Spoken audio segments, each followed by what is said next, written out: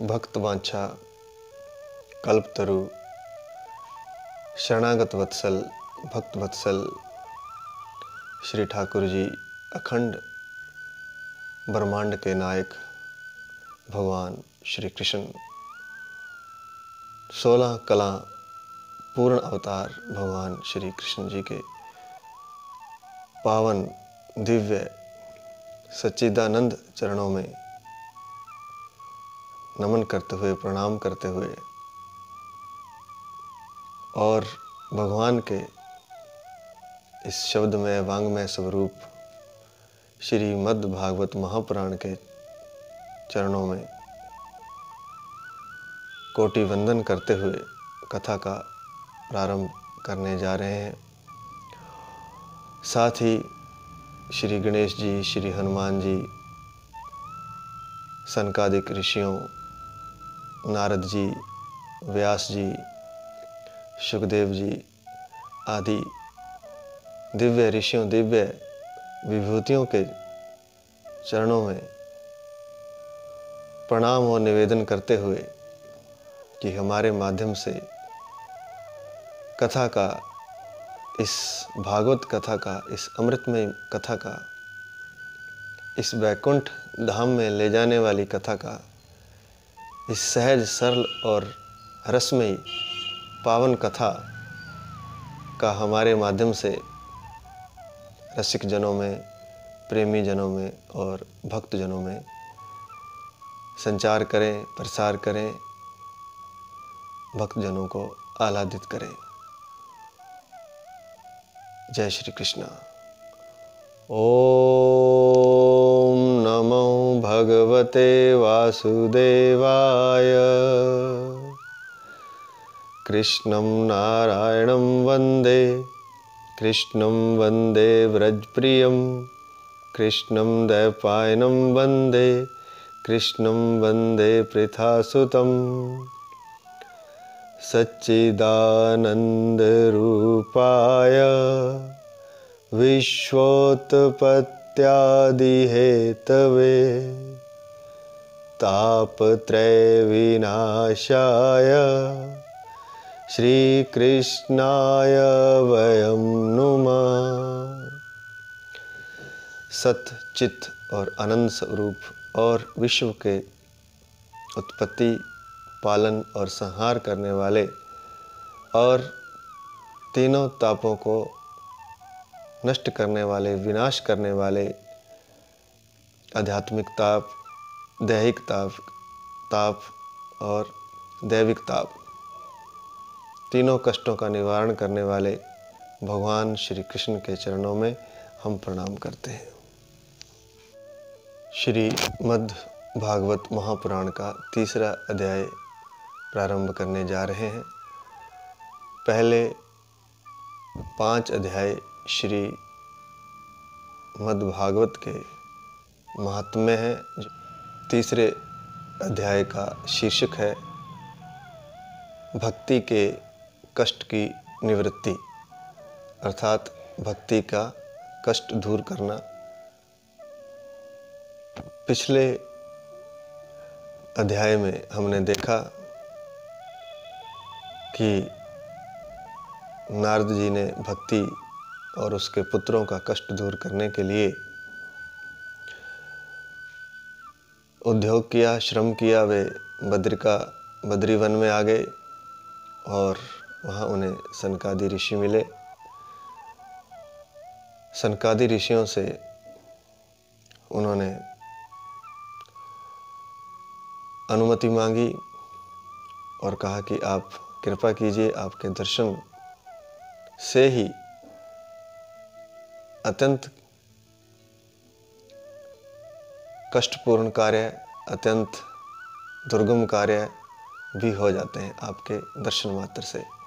तो आप मेरी दुविधा का अंत कीजिए, ऐसा नारद जी ने सनकादि ऋषियों से अनुरोध किया। तो सनकादि ऋषियों ने कहा कि ऐसा ही होगा, तुम एक अनुष्ठान करो। तो उस अनुष्ठान के बारे में बता रहे हैं। साथ ही नारद जी ने कहा कि मैं प्रेम लक्षणा भक्ति का प्रसार प्रचार करने के लिए आपकी शरण लेता हूँ, तथा उन्होंने कहा कि बड़े पुण्य से, बड़े जन्मों के संचित पुण्यों से, एक जन्म के नहीं अनेक जन्मों के संचित पुण्यों से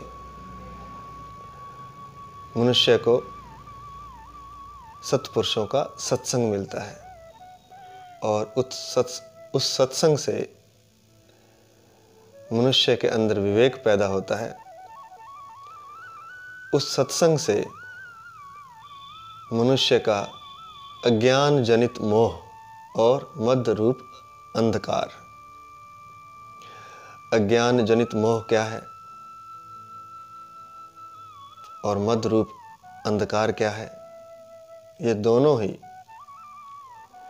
शरीर संसार से जुड़ी हुई चीजें हैं, मैं और मेरी से जुड़ी हुई चीजें हैं। दो ही स्थितियां हैं, दो ही परिस्थितियां हैं, दो ही भाव हैं। यहाँ मनुष्य अटका हुआ है।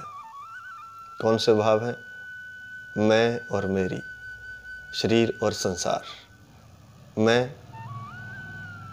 हर व्यक्ति में एक, जिसे आजकल कहते हैं इंडिविजुअलिटी, एक व्यक्तित्व होता है। वह व्यक्तित्व, उसे समष्टि का जो व्यक्तित्व है, उससे अपने आप को वह भिन्न समझता है या भिन्न करता है या भिन्न मानता है।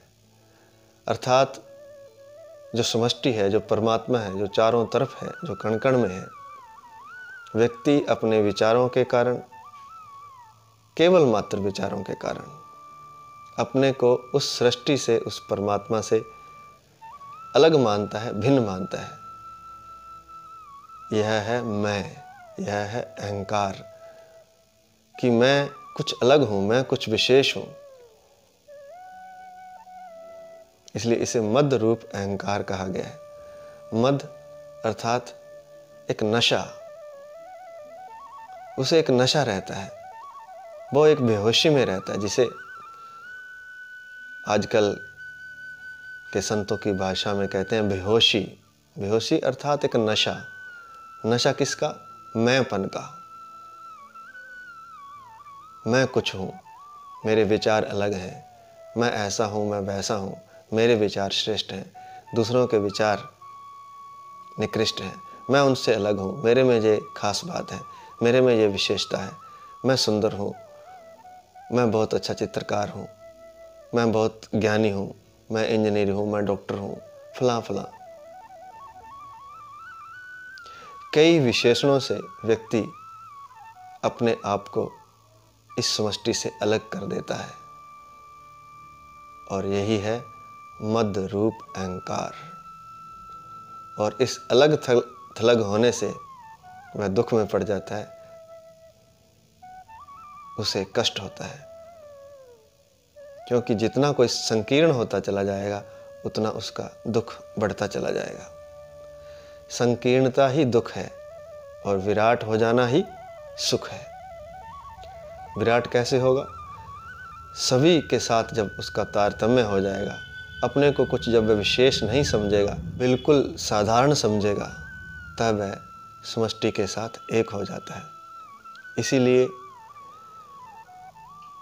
यहाँ गुरु की जरूरत पड़ती है, क्योंकि एक हो जाना उस सृष्टि के साथ, जिसे हमने पूरी तरह देखा भी नहीं है, हमने उसका बाहरी आवरण ही देखा है, भीतर से हम उस सृष्टि को जानते नहीं हैं, तो उसके साथ हम एक कैसे हो सकते हैं? तो उसके लिए चाहिए एक समर्थ गुरु।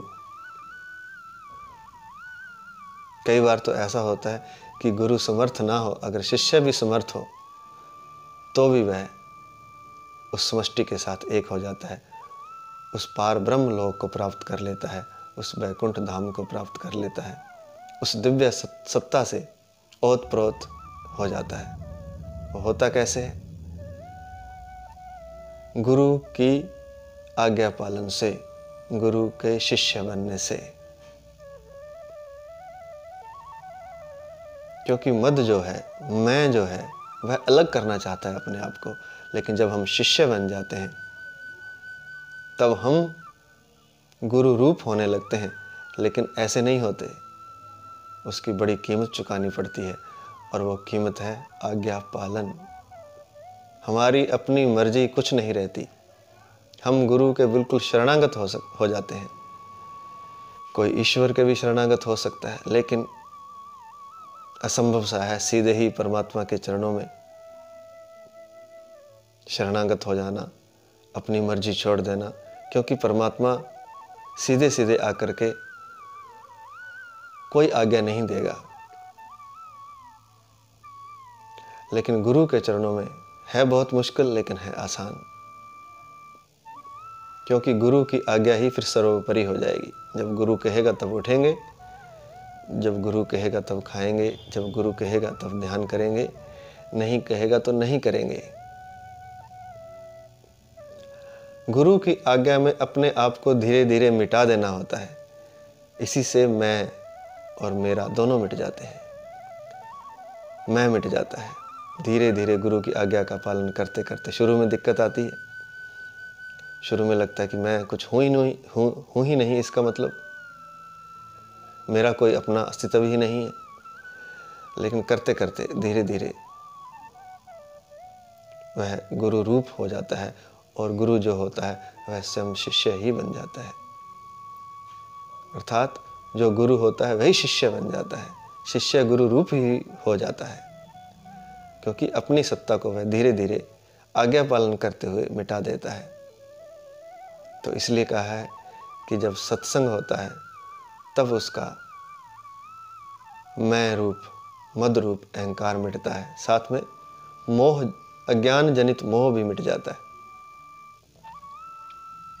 अज्ञान जनित मोह क्या है? ये तो था मैं, और मोह है मेरी या मेरा। फलाना रिश्ता मेरा है, कोई मेरा बेटा है, कोई मेरा पिता है, भाई है, मेरी पत्नी है, मेरा प्रेमी है, मेरी प्रेमिका है। कोई भी रिश्ता या कोई भी वस्तु, ये मेरा मकान है, ये मेरा धन है, ये मेरे खेत हैं, ये मेरा फॉर्म है, ये मेरा फार्म हाउस है। इस तरह से जो भी है यह मोह से पैदा होता है।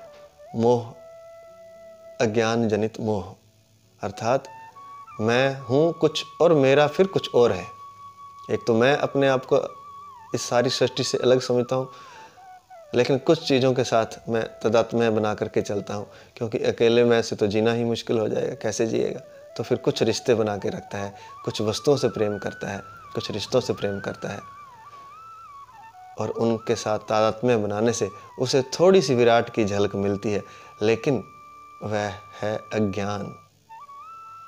क्योंकि दो चार रिश्ते और दो चार चीज़ों से, मकान है बड़ा, बड़ी गाड़ी है, बड़ा धन है, बड़ा खेत है, दो चार चीज़ें ही हैं बस, ज़्यादा नहीं। उन्हीं दो चार चीज़ों में ही पूरी ज़िंदगी नहीं, कई जीवन गुजार देता है। दो चार चीज़ें हैं, दो चार रिश्ते हैं बस, और वो भी अज्ञान से भरे हुए हैं। क्योंकि व्यक्ति सोचता है कि मैं उनसे प्रेम करता हूँ और वो मुझसे प्रेम करते हैं, वो मेरे हैं, मैं उनका हूँ। ये उसका भ्रम है। इसलिए इसे कहा है अज्ञान जनित मोह। वह भ्रम के कारण, अज्ञानता के कारण परमात्मा के सिवा किसी दूसरे को अपना समझता है। चाहे वह धन है, चाहे वह वस्तु है, चाहे वह व्यक्ति है, और यही अज्ञान है। कोई व्यक्ति, वस्तु किसी का ना कभी हुआ है, ना कभी है, और ना कभी होगा। यही अज्ञान है। इस अज्ञान से जो बाहर आ जाता है, इस अज्ञान की जिसे झलक मिल जाती है, उसका अज्ञान जनित मोह नष्ट हो जाता है, और वह परमात्मा से प्रेम करता है। फिर उस परम सृष्टि से प्रेम करता है जो सदा है, हमेशा था और हमेशा रहेगा। इसलिए उसे कहा है सच्चिदानंद, सत्य, चित्त और आनंद। सच्चिदानंद रूपाय विश्वोत्पत्त्यादि हेतवे तापत्रय विनाशाय श्री कृष्णाय वयं नमः। तो नारद जी कहते हैं कि पुण्यों के संचय होने से, कई जन्मों के पुण्यों के संचय होने से किसी सद्पुरुष के दर्शन होते हैं। नारद जी कहते हैं कि हे सनकादि ऋषियों, आपके दर्शन हुए क्योंकि आपके दर्शन से ही अज्ञान जनित मोह और मद रूप अंधकार दूर होता है। जो मैं करता है ना इंसान, यह अंधकार है, इसे अंधकार कहा है। मद रूप अंधकार, नशे युक्त अंधकार है। अंधकार भी है और नशे में भी है, तो कैसे ना लड़खड़ाएगा, कैसे ना चोटें खाएगा, कैसे ना दुख भोगेगा, भोगना ही पड़ेगा। मद भी है, मैं भी हूं और अंधकार भी है। नशा भी है और अंधकार भी है, और मोह और भ्रम भी है। सांप, रस्सी में उसे सांप दिखाई देता है, तो कैसे ना दुख उठाएगा वह हमेशा भयभीत रहेगा, भ्रम में रहेगा, दुख में रहेगा, कष्ट में रहेगा, क्योंकि वह इन दो चीजों में, अज्ञान जनित मोह और मद रूप अंधकार में। सोचो, अंधेरी रात हो और कोई नशे में हो, कहीं कोई लाइट ना हो, तो वह घर कैसे पहुंचेगा? वह तो लड़खड़ाएगा और ठोकरें खाएगा, लहूलुहान होगा, दुखी होगा, कष्ट पाएगा। ऐसी ही हालत हम सबकी है। मद रूप अंधकार में भटके हुए हैं। प्रकाश का कोई पता नहीं है, परमात्मा का कोई ज्ञान नहीं है, परमात्मा के शास्त्र से कभी कोई प्रीति नहीं हुई, परमात्मा के प्रमाणिक शास्त्र कभी पढ़े नहीं, किसी सद्गुरु की पहचान नहीं हुई, किसी सद्गुरु को देखा नहीं। क्योंकि किसी ऐसे व्यक्ति को देखकर ही तो भरोसा होगा कि परमात्मा होता है। जब ऐसा व्यक्ति ही ना देखा ही ना हो तो भरोसा कैसे होगा? इसलिए कलयुग में भरोसा ही नहीं होता कि कोई अच्छा व्यक्ति संत हो सकता है, क्योंकि आसपास जो भी लोग हैं उनके व्यवहार हम देखते हैं और देखते हैं कि वो तो काम, क्रोध, लोभ, मोह, ईर्ष्या, द्वेष आदि में धसे हुए हैं। फंसे नहीं हुए, धसे हुए हैं, फंसे भी हुए हैं। ईमानदारी आदि कोई गुण उनमें बचा नहीं है। हर जगह अपने अहंकार को लेकर के, अपनी मैं मेरी को लेकर के व्यक्ति दूसरों से हेरा फेरी, दूसरों से गलत व्यवहार, दूसरों से हिंसा, दूसरों से क्रोध आदि करता है। वह जीवन जीना तो दूर, प्रेम भी नहीं कर पाता। लेकिन संतों के दर्शन से और सदशास्त्रों से अज्ञान जनित मोह और मद रूप अंधकार दूर होता है। सुनी ना हमने संत वाल्मीकि की कथा। वाल्मीकि जी पहले डाकू थे, लुटेरे थे। यही नारद जी वहां भी पहुंचे, क्योंकि मैंने पीछे कहा था कि नारद जी वहीं पहुंच जाते हैं जहां उनकी जरूरत होती है, और कई बार वे कष्ट देकर भी भगवान का रास्ता बना देते हैं, भगवान के रास्ते पर भक्त को चला देते हैं उसकी क्षमता के अनुसार। तो वाल्मीकि जी लुटेरे थे, डाकू थे। जंगल में जब अंधेरा होता तो लोगों को लूट लेते थे। तो नारद जी भी उस रास्ते से नारायण नारायण अपनी वीणा पर तार छेड़ते हुए जा रहे थे। वे तो जानबूझ कर आए थे, और वाल्मीकि ने उन्हें पकड़ लिया और तलाशी ली। तो उनके पास कुछ नहीं था, कोई धन तो था नहीं, एक वीणा थी, एक वही तानपुरा था। उन्होंने कहा चलो इसी को बेच के कुछ धन कमा लेंगे। तो उन्होंने वो नारद जी से छीन लिया। तो नारद जी ने कहा कि कोई बात नहीं, तुम ये ले जाओ, लेकिन मेरे कुछ प्रश्नों का उत्तर देते जाओ। तो संक्षिप्त में यही कथा है कि उन्होंने पूछा कि नारद जी ने वाल्मीकि से कि किसके लिए करते हो, क्यों करते हो? कहता कि अपने परिवार के लिए करता हूँ। क्यों करता हूँ? क्योंकि मैं उनसे प्रेम करता हूँ। तो नारद जी कहने लगे कि क्या वे भी तुमसे प्रेम करते हैं? कहते हाँ, वे भी मुझसे प्रेम करते हैं। तो कहने लगे कि जो तू ये गलत काम कर रहा है, हेरा फेरी कर रहा है, लूट रहा है लोगों को, डाकू बना हुआ है, इसका जो फल तुम्हें भुगतना पड़ेगा जब, तो क्या जिनसे तू प्रेम करता है और तू कहता है कि वो भी मेरे से प्रेम करते हैं, तो क्या वो इसमें तेरे हिस्सेदार बनेंगे? जब इन कुकर्मों को भोगने की बारी आएगी तो क्या वे इसमें तेरा सहयोग देंगे? ये जो पाप किए हैं तूने, क्या वो अपने सर इनको ले लेंगे, कुछ हिस्सा इसका? वाल्मीकि बोले कि हाँ, क्यों नहीं, मैं उनसे प्रेम करता हूँ, बहुत प्रेम करता हूँ, और वे मुझसे भी बहुत प्रेम करते हैं, मेरे परिवार के हैं, मेरे अपने हैं, कोई गैर थोड़ी हैं। तो जो भी मैं उनको कमा कर देता हूँ, चाहे जिस ढंग से भी देता हूँ, तो निश्चित ही वे इस पाप का हिस्सा भी अपने सर लेंगे। तो नारद जी ने कहा कि एक बार तू घर पूछ कर आ। तो उन्होंने कहा कि अच्छा, सन्यासी होकर के होशियारी करता है और भाग जाना चाहता है। तो नारद जी ने कहा कि नहीं, तो मुझे बांध दे, मैं यहीं मिलूंगा तुम एक बार पूछ के तो आओ। तो वाल्मीकि जी ने घर जाके पूछा तो सबने मना कर दिया। उन्होंने कहा भाई, ये तुम्हारी जिम्मेदारी है कि हमें भोजन कराना, हम तुम्हारे आश्रित हैं। अब तुम कैसे लाते हो, कहाँ से लाते हो, ये तुम जानो, और जो भी तुम कर्म कर रहे हो, अच्छे या बुरे, उसका फल भी तुम ही भुगतोगे, हम क्यों भुगतेंगे? हम तो तुम्हारे आश्रित हैं।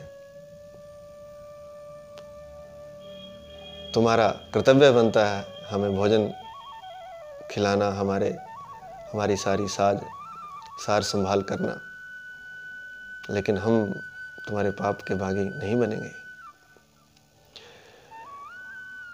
कोई भी नहीं बनता। हम अपने आप से पूछें, हमारे पुण्य और पाप का कोई भागी बनेगा? नहीं बनेगा। चाहे कोई कितना भी प्रेम करता हो, पुण्य का तो शायद बन भी जाए, पाप का नहीं बनेगा।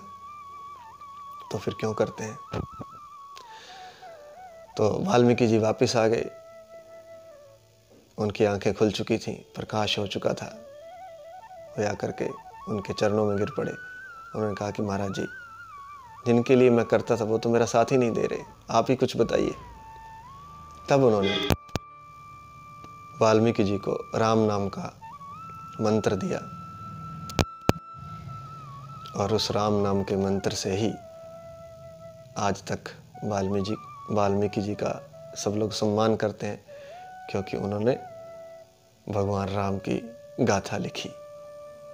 भगवान के समकालीन थे वाल्मीकि जी, और बाद में तो त्रिकालज्ञ हो गए थे, तीनों लोकों को जानने वाले थे, तीनों कालों को जानने वाले थे। तो ऐसी कृपा संत के दर्शन से होती है और नाम के चमत्कार से होती है। यह हमें संतों के दर्शन से और प्रमाणिक शास्त्रों से पता चलता है, जैसे कि भागवत है, रामायण है, गीता है, उपनिषद है, पुराण है। इनसे हमें पता चलता है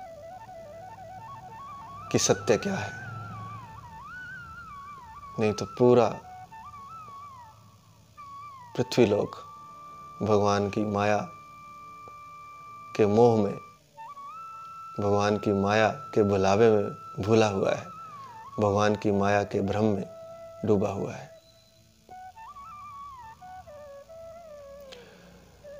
तो पिछले अध्याय में हमने देखा कि नारद जी ने कहा कि आपके दर्शन दुर्लभ हैं, आपके दर्शन पुण्यों कई जन्मों के पुण्यों के संचित होने से होते हैं, और जब आपके दर्शन होते हैं तो अज्ञान जनित मोह और मद रूप अंधकार समाप्त हो जाता है। इसलिए मैं आपकी शरण हूँ, आप मुझे बताइए कि मुझे क्या करना चाहिए। और उन्होंने कहा कि जब मोह और अहंकार नष्ट हो जाता है तब विवेक का उदय होता है, तब वह परमात्मा की प्राप्ति करता है। पहले पुण्यों के संचित होने से कोई समर्थ गुरु या परमात्मा का कोई सूत्र या परमात्मा का कोई प्रमाणिक ग्रंथ हमारे समक्ष आता है, और फिर हमें मोह और अहंकार का नाश होता है, फिर विवेक पैदा होता है, और जब विवेक पैदा हो जाता है तब वह स्वयं ही देख लेता है कि क्या गलत है और क्या सही है। फिर वह संसार में नहीं फंसता, फिर वह मैं और मेरी में नहीं फंसता, फिर वह परमात्मा की तरफ स्वतः ही चल पड़ता है। इसके बाद नारद जी तीसरे अध्याय में कहते हैं कि मैं भक्ति, ज्ञान और वैराग्य को स्थापित करने के लिए शुकदेव मुनि जी द्वारा बताई गई भागवत शास्त्र का उज्जवल ज्ञान यज्ञ करूँगा। भागवत शास्त्र की अमृत कथा का उज्जवल ज्ञान यज्ञ करूँगा, प्रकाश में ज्ञान यज्ञ करूँगा। यह भागवत शास्त्र एक तरह का प्रकाश है। इसको श्रवण मात्र से, इसके श्रवण मात्र से उसके भीतर प्रकाश पैदा होता है, विवेक पैदा होता है। नारद जी कहते हैं कि आप मुझे कोई स्थान बता दीजिए, यहाँ पर मैं इस कथामृत का ज्ञान यज्ञ करूं, क्योंकि आप वेदों के पारगामी हैं, वेदों के सारे रहस्य को जानते हैं, और उसके पार जो परमात्मा है उसको भी जानते हैं।